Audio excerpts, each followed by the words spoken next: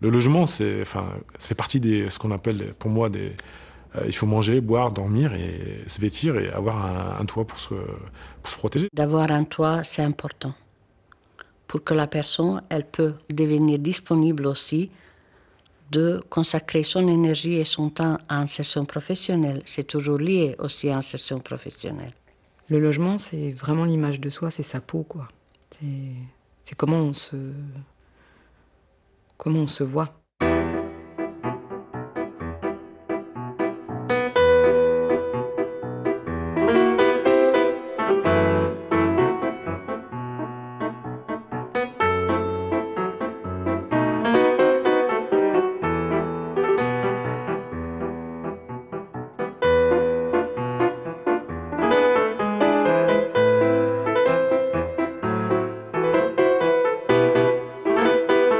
6000. En 2010, ils ont été 6000 à venir habiter dans une chambre, un studio, un foyer ou une résidence gérée par Aralis. Hommes, femmes, enfants, Français, Maghrébins, Européens de l'Est. À la quête d'un toit, à la recherche d'une aide et d'un soutien, ou poussés par la volonté de trouver un avenir. 6000. Beaucoup ou pas assez. Au début de notre histoire, ils n'étaient pas si nombreux. C'était il y a 60 ans. Le marché ressemble à toutes les heures de marché, mais on est dans un autre univers. L'après-guerre est marquée par des besoins importants en main-d'œuvre, du fait de tout ce qu'il y a à reconstruire. On ne peut plus guère compter sur la main-d'œuvre européenne, qui n'est plus assez nombreuse, notamment les gens d'Europe de l'Est ne peuvent plus venir en France. Donc cela va donner des possibilités à la population algérienne, qui est à l'époque de nationalité française, qui connaît aussi une forte augmentation démographique et surtout dans les campagnes, des conditions de vie marquées par une grande pauvreté. Dès les quais de Marseille se pose un problème dont la solution est indispensable pour la paix sociale des grands centres urbains, l'installation et le logement des travailleurs nord-africains. On a une pénurie de logements importante et ces Algériens se logent un peu comme ils peuvent. Ils se retrouvent dans ce que l'on appelle les hôtels de préfecture, qui sont des immeubles de rapport sans beaucoup de confort, et beaucoup se retrouvent à la rue, contraints de construire des baraques qui deviendront assez rapidement des bidonvilles. Et voici un document tourné en toute objectivité malgré les difficultés qu'on peut imaginer sur cette plaie des grandes cités. Quelques planches mal jointes, des toits faits de n'importe quoi. La création de la Maison de l'Afrique du Nord a été faite dans ce contexte par le préfet de l'époque qui s'appelait Massenet, auquel a largement d'ailleurs contribué son épouse, très préoccupée par le sort de ces personnes qui venaient du Maghreb, et par le maire de l'époque de Lyon, Édouard Herriot. Et ils ont créé cette association pour pouvoir essayer de loger un petit peu dignement, de mettre à l'abri ces populations qui venaient travailler sur le sol français. Donc on a réquisitionné d'anciennes usines désaffectées, notamment, pour y installer des dortoirs, des grandes chambrées, et c'est d'ailleurs des anciens de l'armée qui se sont occupés de ça, parce que bon, ils avaient l'habitude de l'organisation, de faire vivre des établissements où on logeait des personnes. Dortoirs, cuisine et sanitaires collectifs. Le logement est conçu comme provisoire. Les travailleurs migrants ne devaient rester là que quelques mois. Après les 30 lits du premier foyer d'urgence, la Maison de l'Afrique du Nord prend une autre dimension avec l'achat des bâtiments militaires de la DOA, bâtiments qui peuvent accueillir 350 à 400 personnes. Dans les années qui suivent, les foyers Inkerman et Rosières sont ouverts. Le début des années 60 est marqué par une croissance économique très forte, telle que l'on n'en a jamais connue jusque-là en France, et comme on n'en retrouvera plus par la suite.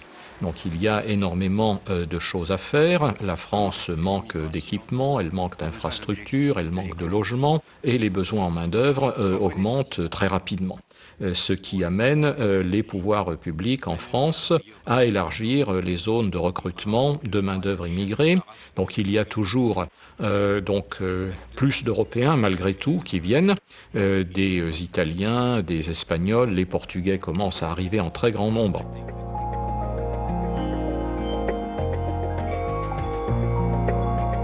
Dans les années 60, des bidonvilles sont petit à petit résorbés. Le rythme de construction de logements n'a pas faibli. Mais l'arrivée de main-d'œuvre étrangère est toujours très nombreuse. Et les conditions d'hébergement des nouveaux travailleurs migrants ne s'améliorent que très peu.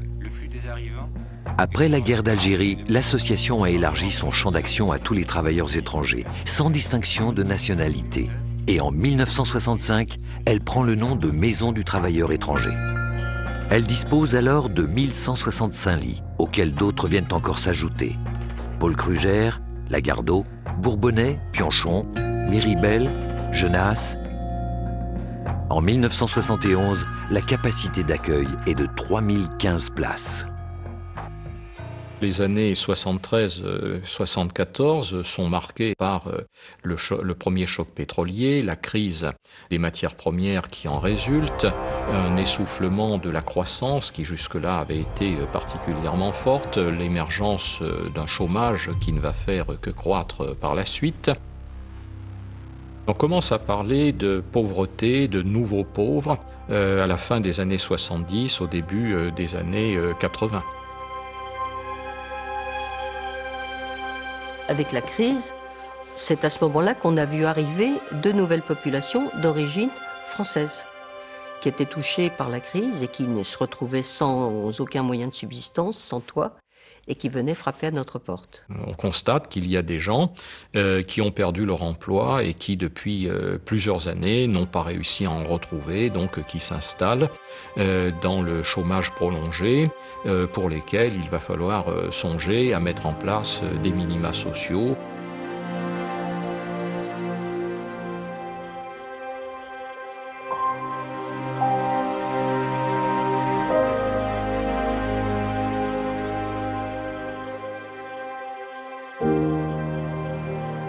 Quand vous êtes dans votre petit confort bourgeois, bien au chaud et sans grave problème, et que vous voyez, que vous découvrez, que c'est une vraie découverte, des populations qui vivent dans ces conditions-là et qui ont ce type de problème, c'est un vrai choc. Ça a été pour moi vraiment un choc extrêmement important. Et du fond de moi, je me suis dit qu'il fallait que j'essaye de me rendre utile dans ma vie et qu'il fallait que j'essaye de faire quelque chose, voilà. Le logement est le point d'expression de cette crise. Dans le Rhône, il n'y a que 10 000 places en foyer pour 50 000 travailleurs étrangers. Les logements insalubres et les bidonvilles sont toujours présents. La Maison du travailleur étranger gère maintenant 17 foyers et près de 5000 lits. Les meilleures conditions de vie, l'intégration des résidents à la société française deviennent de vraies questions. On a fait ce qu'on appelait de l'animation socio-culturelle. Il y avait un terrain de foot, il y avait des cours de tennis qu'on pouvait utiliser pour les résidents. On faisait des voyages de temps en temps pour les emmener à droite à gauche. Voilà, ça c'était de l'animation socio-culturelle. Et puis on s'est rendu compte, avec l'évolution des problèmes et avec l'évolution du temps, que c'était pas de ça qu'ils avaient besoin du tout, mais qu'ils avaient besoin vraiment d'un accompagnement social. Désormais, le logement est clairement affiché comme le premier élément d'insertion dans une vie. Une fois de plus, l'association s'adapte, participe au changement social, travaille pour répondre aux vrais besoins de ses résidents et change de nom en 1994 pour devenir Aralis, Association Rhône-Alpes pour le logement et l'insertion sociale.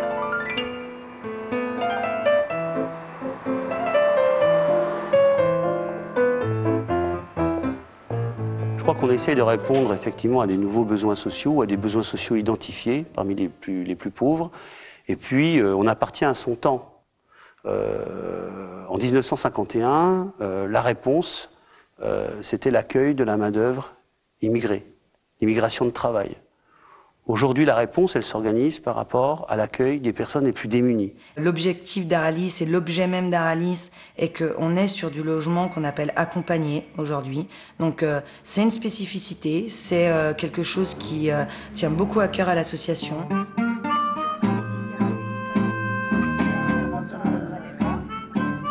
Janvier 2011. Destruction de l'ancien foyer de travailleurs migrants Krugère. Pour répondre à l'attente des nouveaux résidents, Aralis fait évoluer son parc immobilier. Mais l'association doit aussi continuer à prendre en compte les Chibani, les cheveux blancs, ces travailleurs immigrés en France depuis parfois plusieurs dizaines d'années.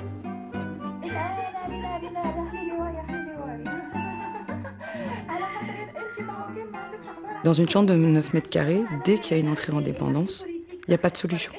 Il faut sortir. Il n'y a plus de solution. Il faut soit vous allez au pays, soit vous allez en maison de retraite. En tout cas, voilà, c'est plus possible de rester ici. Sauf que ici, c'est chez eux. Enfin, que ce soit ce pays, que ce soit Aralis, que ce soit un foyer, c'est leur maison, c'est leur domicile. 66% des personnes interrogées se sentent chez eux.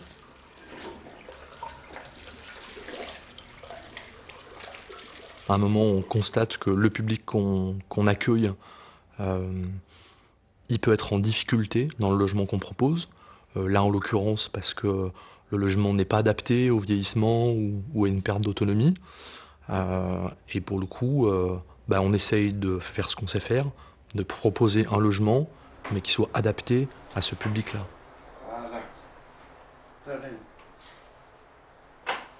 Il n'y a pas mieux que ça. Je suis bien, tranquille, je suis tout seul. J'ai un infirmier qui passe le matin, j'ai un midi, le soir. C'est là peut-être? Non. Non, vous marchez encore là? Oui. Allez, go. Je préfère. C'est juste magique ce que vous êtes en train de faire là. Quand je reste trop longtemps assis, quand je me lève, j'ai la tremblote dans cette jambe. C'est pour ça qu'il faut marcher. Oui. Vous vous en sentez super bien là.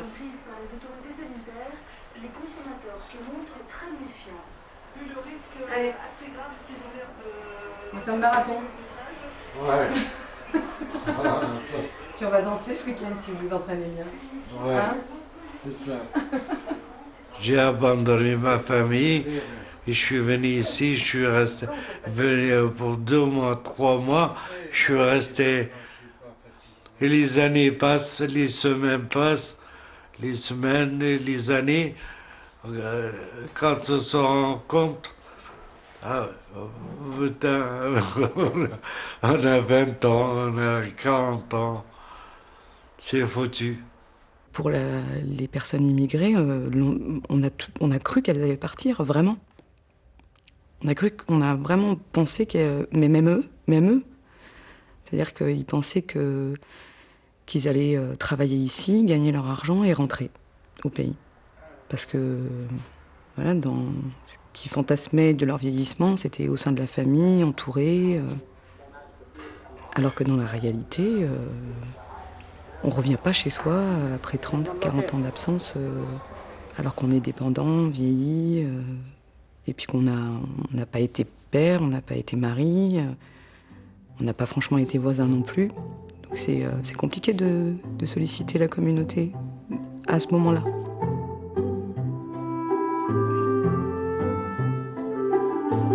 Les résidents vieillissent, mais ils changent aussi, d'origine géographique, de raisons pour lesquelles ils ont émigré. L'évolution du monde entraîne une diversification de l'activité d'Aralis. À un moment donné, il y avait des arrivées massives des réfugiés. Donc certainement, le pouvoir public ne pouvait pas satisfaire l'hébergement dans d'autres structures. Donc ils ont sollicité Aralis aussi pour qu'on réponde à l'accueil des réfugiés. C'était les réfugiés de Yougoslavie, de Kosovo.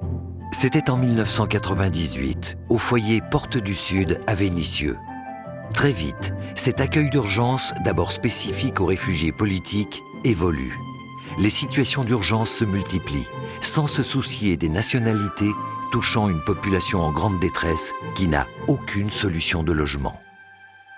Les problématiques sont diverses et différentes et il peut varier de problématiques sociales. Si vous voulez, par exemple, une rupture de la vie familiale, de la vie conjugale, ça peut être une violence conjugale.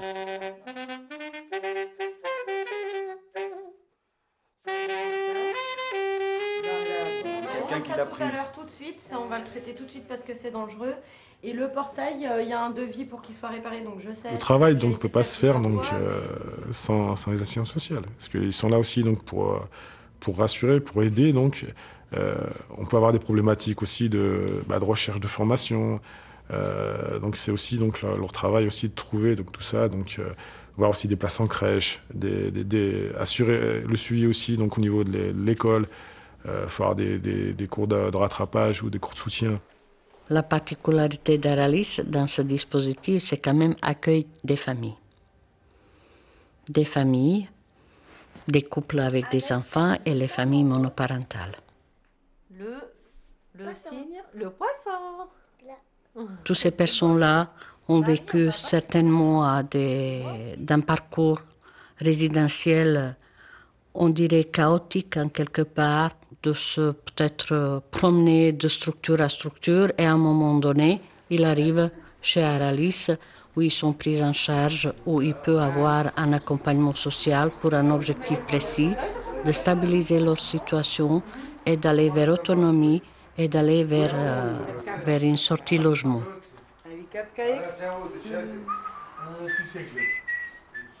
En général, les gens, ils n'ont pas envie, ils sont ici, ils n'ont pas envie d'y rester toute leur vie. Donc leur objectif, c'est justement de poursuivre leur chemin, d'aller ailleurs. Ici, c'est qu'une étape.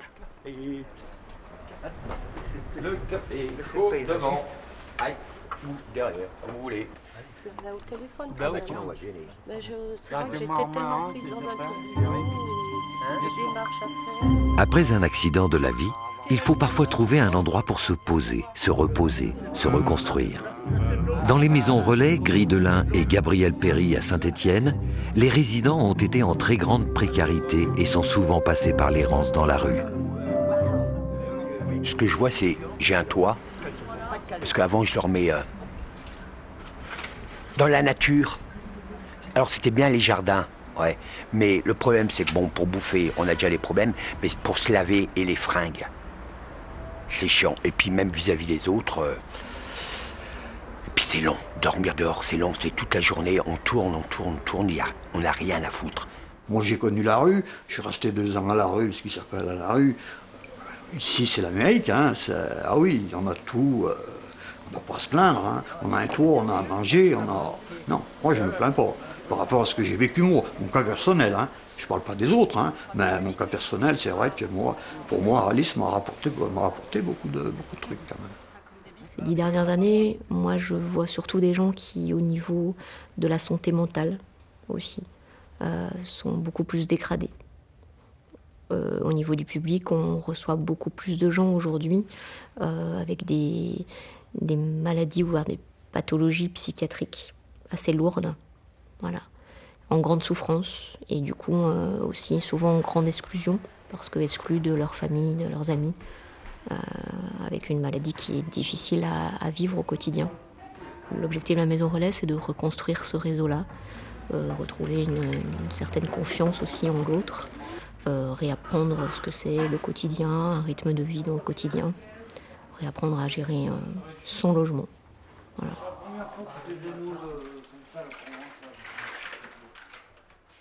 Il y a des temps conviviaux, puis il y a d'autres temps d'animation qui font appel à des intervenants extérieurs. Là aussi, c'est pour rompre l'isolement et par la présence d'intervenants extérieurs, on essaye d'avoir des objectifs. Le chant, ça va faire travailler l'estime de soi. Il se mit à chanter, le plus jeune des 30, il se mit à chanter. Là-dessus, ça fait ressortir plein de points positifs des résidents, parce que souvent on travaille sur leurs difficultés. Là, c'est travailler sur leurs capacités. Du coup, c'est quelque chose de positif qui est énorme.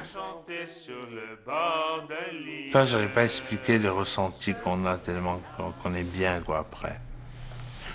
Quand on est angoissé avant, après on est vachement détendu, après on est dénoué de tout, c'est vachement bien, quoi. Bravo, les matelots.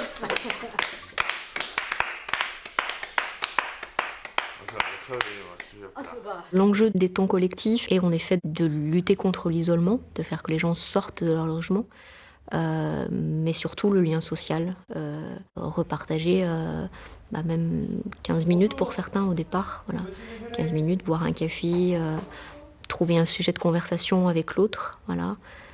Pouvoir regarder quelqu'un en lui parlant, ne pas baisser la tête, c'est pour certains beaucoup et ça prend parfois du temps. Voilà, ça prend parfois plusieurs mois pour arriver à ce que quelqu'un relève la tête et avoir une conversation sans se sentir ni dévalorisé, ni jugé sur ce qu'il est ou ce qu'il peut renvoyer comme image à l'autre.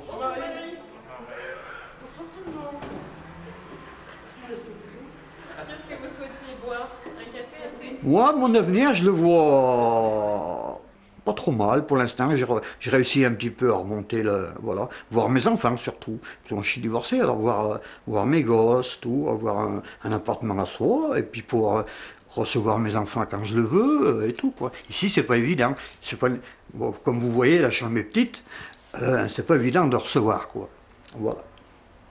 Et une fois que j'aurai mon appartement, bon, je pourrai recevoir mes enfants comme je le veux. Pour répondre à ce problème de parents, Aralis a mis en place un projet expérimental. La Maison de Léon. Un appartement plus grand, plus confortable, pour que parents et enfants puissent passer du temps ensemble. Les professionnels d'Aralis ont observé ces situations de parents isolés dans des chambres de foyer ou des studios, qui étaient en difficulté pour exercer leur rôle de parent, en fait. Il y avait plein de situations différentes. C'est-à-dire qu'il y avait soit des papas qui clairement disaient qu'ils ne pouvaient pas faire venir leur fils ou leur fille parce que la chambre était trop petite ou que l'environnement du foyer n'était pas forcément très adapté pour ça. Il y en a d'autres qui avaient honte, donc qui recevaient leurs enfants, mais qui allaient passer toute une journée à l'extérieur du foyer, surtout pas à l'intérieur. Voilà, donc ça, c'est des constats qui ont été faits et accumulés jusqu'au moment où Aralis s'est dit qu'il fallait essayer peut-être de trouver une solution pour répondre à ça.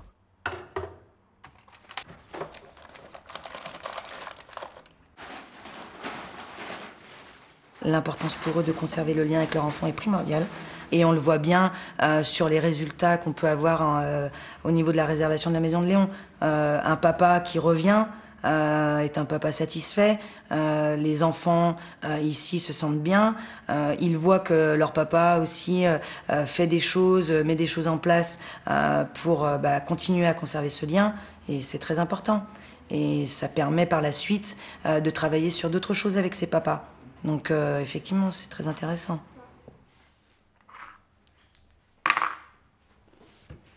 Là, je peux les avoir du vendredi soir au dimanche en fin d'après-midi, début de soirée, et en profiter au maximum, comme si j'étais dans mon appartement, dans un appartement, quoi. Donc ça veut dire aller faire les courses, ça veut dire discuter, ça veut dire manger ensemble, faire la vaisselle, se laver, enfin vivre. Les retours sont très positifs, donc ça signifie qu'à un moment donné, on a rempli notre mission à Aralis, de répondre à des besoins qui étaient exprimés ou pas, et surtout d'adapter l'offre de service et surtout d'amener une qualité de service à ce public-là. C'est l'objectif principal. Depuis déjà plusieurs années, les femmes sont accueillies plus nombreuses chez Aralis. Et pour certaines, avec un ou plusieurs enfants. Il a fallu observer les besoins spécifiques et parfois adapter la façon de travailler. Madame King ? Bonjour, comment ça va? Ça va et vous? Vous allez bien? Oui, merci. Bah, je viens un petit peu pour les papiers puis voir comment Kairon y va. Oh, la marine a changé. Oui. Coucou bébé. Ça va vous? Très bien. Et vous? Comment ça va. se passe là? Ça va, oui. Ça m'arrive quand même de venir faire des visites à domicile, surtout pour des mamans qui ont des petits nouveau-nés. Et du coup, puis ça me permet aussi de voir un petit peu comment elles vivent. Et puis moi, ça me permet aussi de pouvoir échanger de manière différente. Donc c'est quand même un travail, c'est quand même... vous voyez, hein, je fais les démarches. Mais par contre, dans un contexte un peu plus familier pour la personne. Et du 24 septembre 2010 au 31 décembre 2010, vous avez travaillé aussi. Oui. Ici, c'est en les croisant au quotidien, un petit bonjour, un petit ça va, la conversation s'engage et petit à petit, ils vont venir du coup nous voir pour être accompagnés, pour des demandes. Donc c'est important. D'où le métier d'intervenant social à Aralis qui est différent de tout autre travailleur social qui serait dans un bureau ailleurs. Être sur le qui-vive, ça veut dire être réveillé, être attentif. Attentif. Ariane. Non. Les intervenants sociaux peuvent proposer un accompagnement aux résidents. Mais il est aussi important d'apporter des moyens pratiques pour s'en sortir. Apprendre le français avec un intervenant extérieur ou, avec Coucou Mama, familiariser parents et enfants à un nouvel environnement.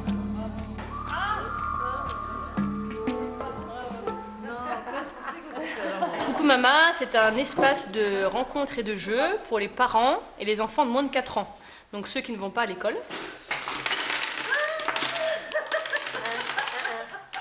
Les parents et les enfants sont beaucoup ensemble dans les chambres, dans des petites chambres un peu exiguës. Et du coup, cet espace permet vraiment d'avoir un peu de l'espace et de pouvoir rencontrer d'autres personnes et pas forcément rester les parents et les enfants ensemble. Il y a un objectif aussi, c'est que du coup, les enfants puissent, par cette première expérience de la collectivité, puissent ensuite découvrir aussi la crèche et l'école. Donc il y a une personne de la crèche qui vient régulièrement ici pendant ces temps-là pour se présenter, expliquer un peu le fonctionnement de la crèche et du coup favoriser l'inscription de la crèche à la crèche de ses enfants, même si les parents ne travaillent pas, pour que les parents comprennent l'intérêt pour eux de souffler un petit peu et pour les enfants de partager un peu des moments collectifs avec d'autres enfants. Même les deux, non?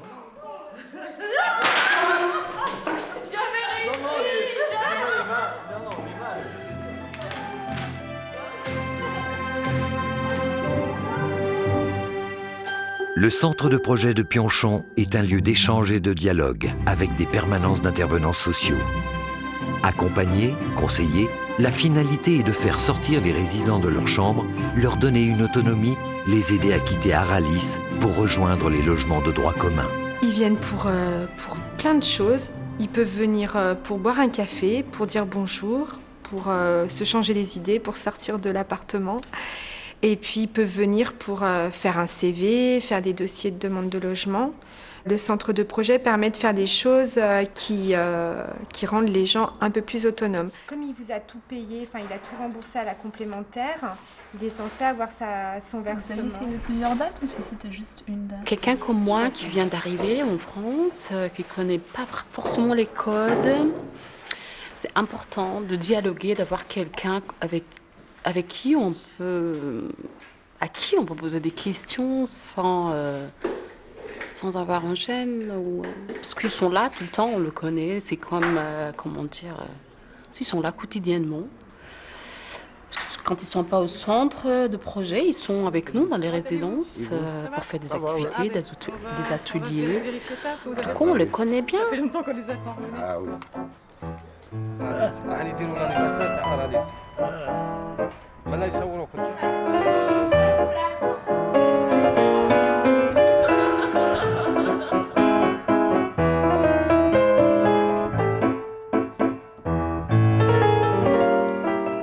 Nous avons cette volonté d'être avant tout d'avoir une activité solidaire avec une économie solidaire, si on peut, on a le droit d'employer le terme, c'est cela qui nous guide. On est sur des sujets qui sont complexes, parce que nous associons à la fois une gestion extrêmement technique du patrimoine, de la gestion locative, mais aussi une gestion très professionnelle et technique des relations humaines et des relations de soutien ou d'aide sociale aux résidents qui en ont besoin. On est proche des gens, donc forcément, il y a des liens qui se créent, qui sont peut-être un peu différents que quand on se rend dans un bureau où on a un rendez-vous toutes les 3 semaines. Le lien est différent ici. Il y a une confiance qui s'est installée au fil du temps.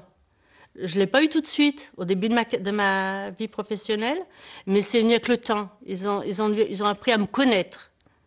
Et ça, c'est un grand bonheur par rapport à mon travail. Ça, c'est... Je suis fier quand une personne est arrivée un petit peu cassée dans nos structures et qu'elle ressorte avec un logement, qu'elle ait trouvé un logement, qu'elle ait retrouvé du travail, qu'elle ait retrouvé une formation, qu'elle ait retrouvé un élan dans cette vie. C'est un plaisir de les avoir accompagnés vers la sortie logement et ils accèdent à leur premier logement social. Bon, ils sont, voilà, tout ça, c'est un plaisir. Accueillir ceux et accompagner, car le terme pour moi est très important, ceux qui se trouvent dans une difficulté passagère ou durable, et leur donner, au moins déjà par le logement, le moyen de recouvrer leur dignité.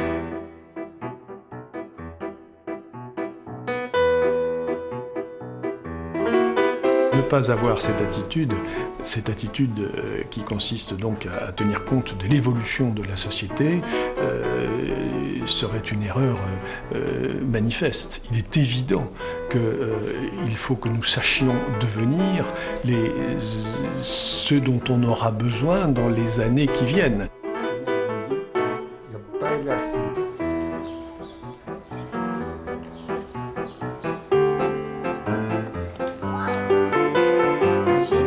Bien sûr, mais j'ai remarqué.